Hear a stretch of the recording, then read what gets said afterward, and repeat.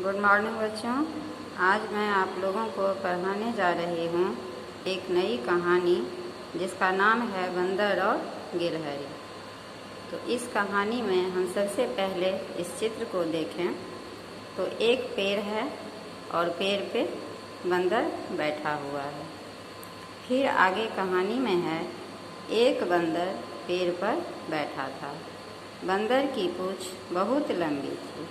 कितनी लंबी थी?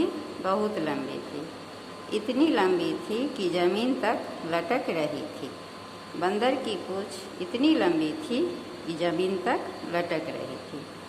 एक गिलहरी ज़मीन पर उछल कूद कर रही थी। वहीं पेड़ के नीचे एक गिलहरी उछल कूद कर रही थी। फिर आगे है,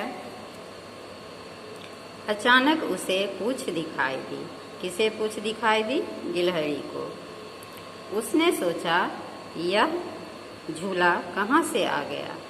किसने सोचा? गिलहरी ने। गिलहरी ने सोचा, अचानक जब उसे पूँछ दिखाई दिया तो गिलहरी ने सोचा यह झूला कहाँ से आ गया? थोड़ी देर पहले तो नहीं था। वह पूँछ पर चढ़कर झूलने लगी। कौन झूलने लगी? गिलहरी। कहाँ झूलने लगी? तो बंदर की पूँछ पर। बंदर को गुदगुदी हुई। गिलहरी जब बंदर की पूँछ पर झूला झूलने लगी तो बंदर को गुदगुदी होने लगी। उसने नीचे देखा। वह हंसकर बोला, बहन गिलहरी, यह क्या कर रही हो? किसने कहा? बंदर ने। जब बंदर को गुदगुदी हुई तो वह नीचे देखा और फिर हंसकर बोला, बहन गिलहरी, यह क्या कर रही हो? मुझे तो गुदगुदी हो रही है। गिलहरी चौंकी। अब बंदर की आवाज़ सुनकर गिलहरी चौंक गई।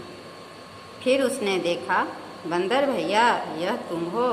किसने कहा? गिलहरी ने कहा, मैं तो तुम्हारी पूँछ को झूला समझकर झूल रही थी। गिलहरी ने कहा, मैं तो तुम्हारी पूँछ को झूला समझकर झूल रही थी। बड़ा मज़ा आ रहा था। मुझे बहुत अच्छा लग रहा था। किसने कहा? गिलहरी ने कहा।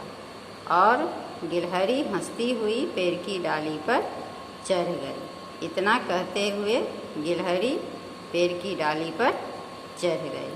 ठीक है बच्चों, यह कहानी यहीं समाप्त होती है। फिर मिलेंगे। बाय।